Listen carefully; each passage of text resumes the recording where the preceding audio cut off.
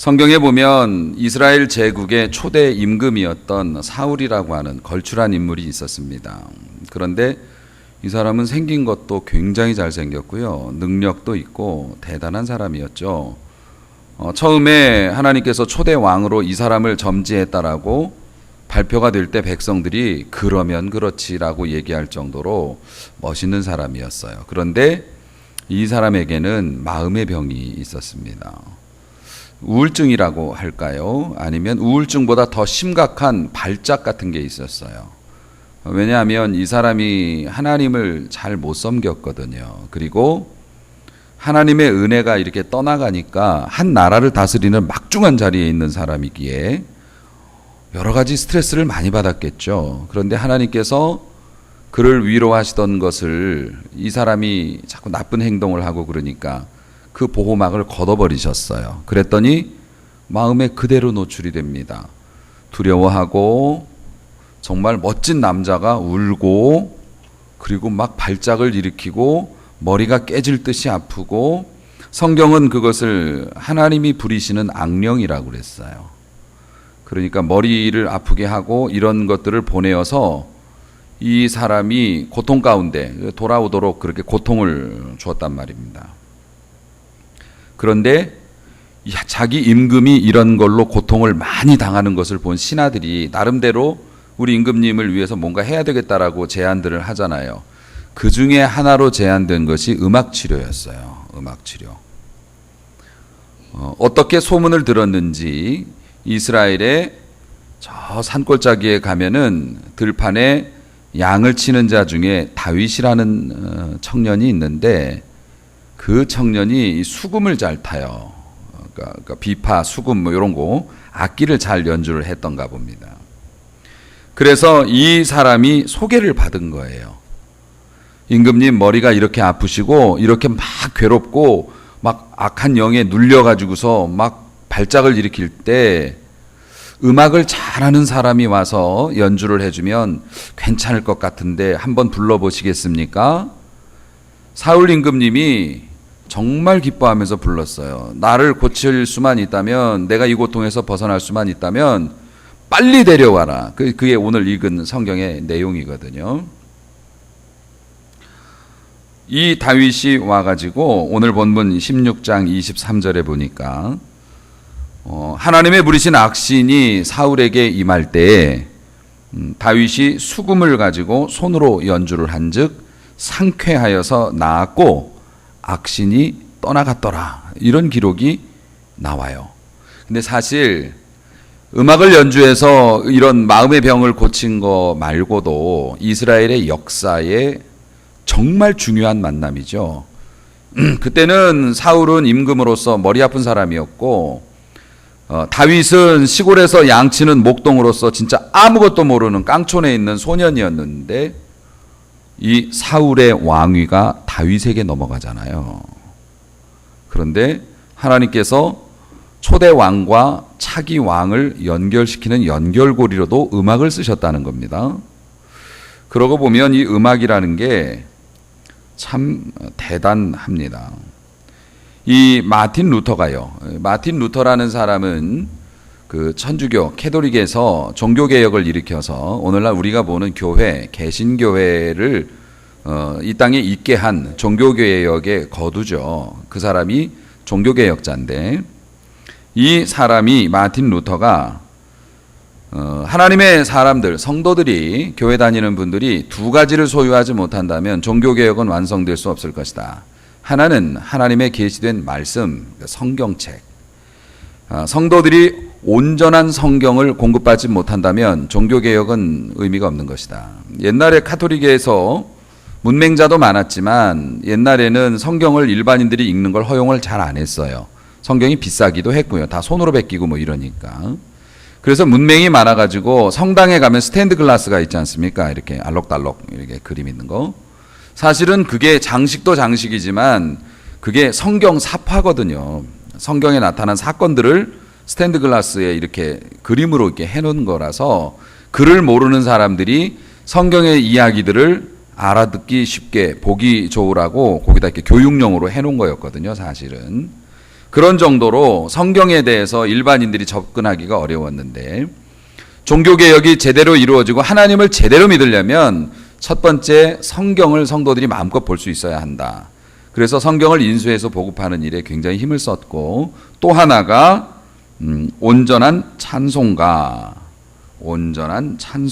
그래서 옛날에는 우리 뮤즈처럼 이렇게 노래를 안 하고요.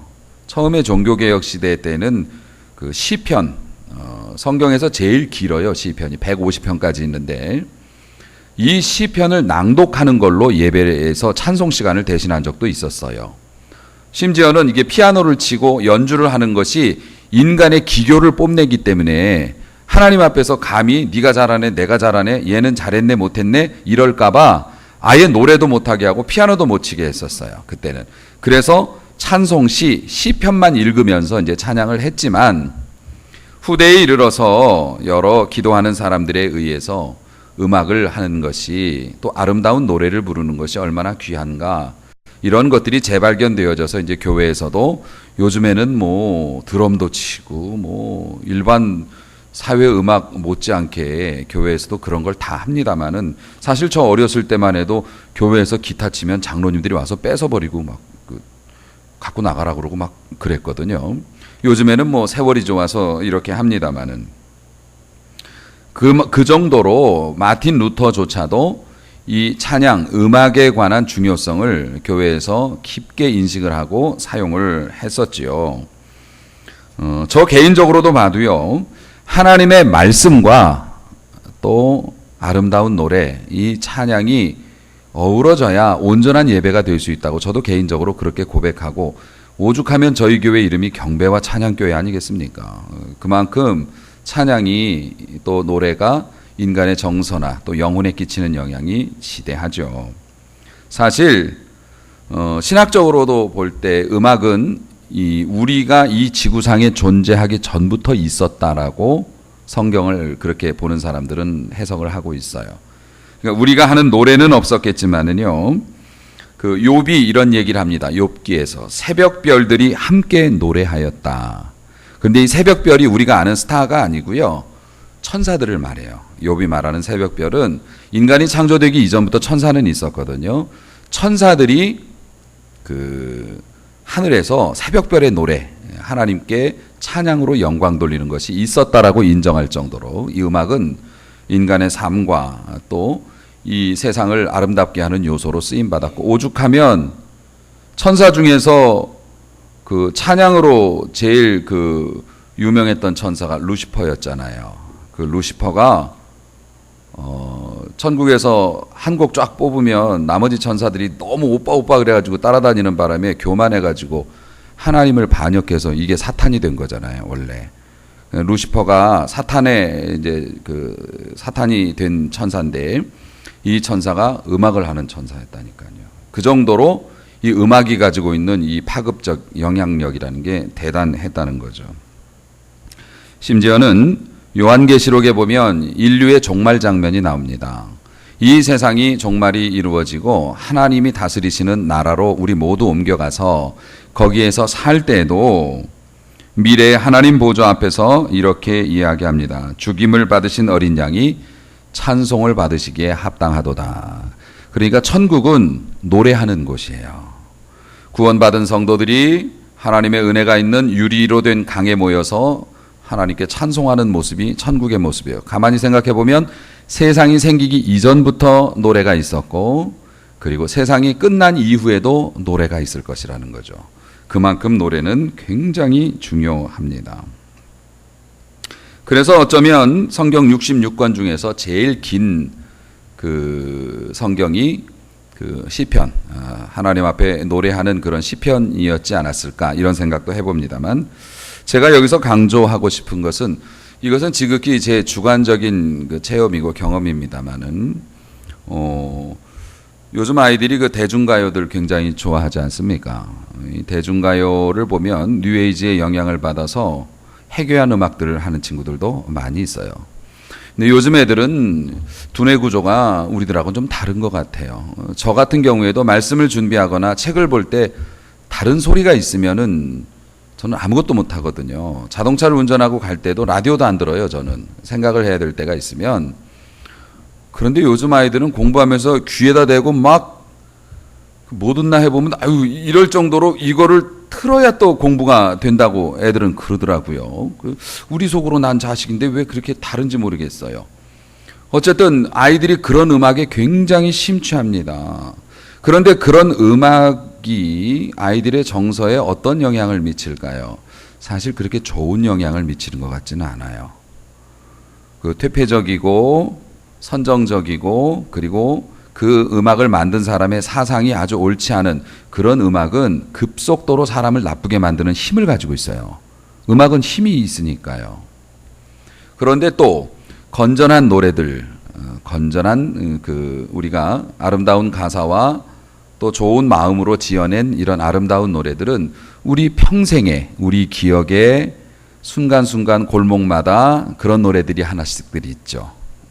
우리 권사님들 목포의 눈물부터 시작해서 가로수 그늘 아래 서면 뭐 이런 사람들의 노래까지 이런 우리 인생의 여러 가지 고비에 좋은 노래들이 한 곡씩 있어서 그래서 옛날 그런 노래를 들으면 옛날 우리 어렸을 적 시절을 떠올리면서 마음이 안정이 되고 요런 그러니까 대중가요 중에서도 해악을 끼치는 노래가 있는가 하면 사람을 부드럽게 만드는 노래가 있죠.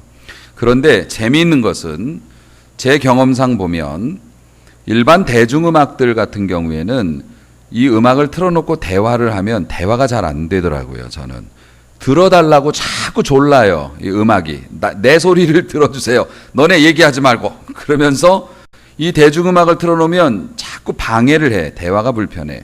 그런데 제 경우에는 클래식 음악을 틀어놓고 얘기하면 음악이 방해를 안 해요. 내 소리 들어달라는 얘기를 안 하고 그냥 편안하게 클래식 음악을 틀어놓고 대화를 하면 마음이 편안해지고 뭐 괴롭히질 않아요. 근데 더 좋은 거는 찬양이죠. 클래식 음악을 듣고 마음이 편안해지고 또 평온 가운데로 들어가는 거는 많이 있습니다. 우리 누구나 다 그래요. 사람들은. 그런데 하나님을 찬양하는 찬양은 말입니다. 인생이 바뀌죠. 가치관이 바뀌고요. 죽을 사람이 살아나는 경우도 있어요. 어떤 때는 제 개인적인 그 경험이었는데 제가 청년 때 다니던 교회에 부흥회가 있었어요. 부흥회라는 건 강사님이 오셔가지고서 요즘에는 뭐 조금만 늦어도 막 큰일 나지만 옛날에는 별로 할 일도 없고 그랬기 때문에 막 3시간, 4시간씩 설교를 하시는 거예요. 그러면 네가 조나 내가 조나 내기를 한번 해보자 막 이런 분위기예요. 막 사람들이 거의 미칠 지경이에요. 3시간, 4시간씩 하면서 아침, 그러니까 새벽, 대낮, 그리고 밤 이렇게 하루에 3번씩 이렇게 예배를 드리면은 쉽지 않아요. 말씀은 실컷 듣지만 힘들어요. 그런 부흥회가 청년 때 있었는데요. 부흥회 때 나름대로 뭐 다른 목사님이 오셔갖고 열심히 설교를 해가지고 설교를 하시는 걸 듣고 뭐 나름 은혜도 받았다고 하고 맨 마지막 시간에 담임 목사님께서 그 담임 목사님은 찬양에 그렇게 소질이 있는 분도 아니셨는데요. 주님이여 이 손을 꼭 잡고 가소서 폭풍 후 흑암 속 해치사 빛으로 날 인도하소서 이 찬양을 불러요. 굉장히 짧은 이게 가사 다예요. 이 찬양을 부르는데 처음에는 못 모르고 따라 했죠. 한 번 더 부르시더라고요. 그래서 뭐 3번까지는 보통 불러요. 따라 했죠. 나중에는 목사님이 목소리가 점점 떨리더니 우세요. 찬양을 하시면서. 힘드셨었나 봐 그때. 나는 몰랐는데 자기는 나름대로 힘든 게 있었나 봐. 목사님이 우시면서 같은 찬양을 계속 반복을 하는데 한 10대 번 하신 것 같아요. 그런데 한 사람 한 사람씩 성도들이 그것을 따라하면서 같이 눈물을 흘리고 찬양을 부르면서 3일 동안 그렇게 많은 말씀으로 은혜를 받았던 것보다 성도들이 더 큰 은혜를 받았어요. 그날 저 같은 경우에는 그랬어요. 찬양 한 곡이 그 되게 짧은 찬양인데 그 찬양 한 곡이 가지는 위력이라는 게 그리고 나서 그때 함께 예배드리고 함께 울면서 찬양했던 성도들이 삶이 변화되기 시작하는 것을 제가 봤습니다. 아무리 말로 설득하고 아무리 말로 권면하고 그래도 나도 알아요. 그렇게 살면 안 되는 거. 근데 그 상황이 되면 또 그런 선택을 해요. 인간의 한계입니다. 그런데 아름다운 찬양, 주님의 마음에 상달되는 그런 찬양들은 인간을 움직입니다. 이게 변화가 되죠. 그래서 처음에는 노래를 하는 사람들이 기술로 부르죠. 그 다음엔 어떻게 됩니까? 마음으로 부릅니다. 마음으로 부르고 내 마음의 진심이 사실 이 노래라고 하는 게 전깃줄 같아서요. 금방 전달이 되거든요. 여러분들이 이 앞에서 부르면서 가졌던 마음들이 성도들에게 그대로 전달이 되거든요. 그래서 더 감사했고요. 그래서 우리 뮤즈가 이제 뭐 음악을 좋아해서 모이신 분들이지만은 이 노래로 세상을 바꾸는 팀이 되었으면 좋겠어요. 그러기 위해서는 여러분들이 먼저 행복해져야겠죠. 여러분들이 행복해지고 또 노래하면서 서로 배려하고 또 서로 격려하고 이런 모습을 통해서 건강해지겠지만 저는 목사니까 여러분들이 모두 다 주의 은혜 아래서 진정한 행복을 누렸으면 참 좋겠어요. 주님이 말씀하셨어요. 세상이 주는 물은 먹고 나면 다시 목마르겠지. 하지만 내가 주는 물은 영원히 목마르지 아니할 것이다. 주님이 말씀하셨어요. 모쪼록 아름다운 음악을 계기로 교회와 또 이렇게 서로 만나게 되었지만 이제 하나님의 은혜도 여러분들이 잘 받으셔서 오래오래 행복한 음악 하시기 바라고요. 또 이 지역을 이롭게 하는 귀한 축복의 도구로서 오래오래 쓰임 받으시기를 주님의 이름으로 축원합니다.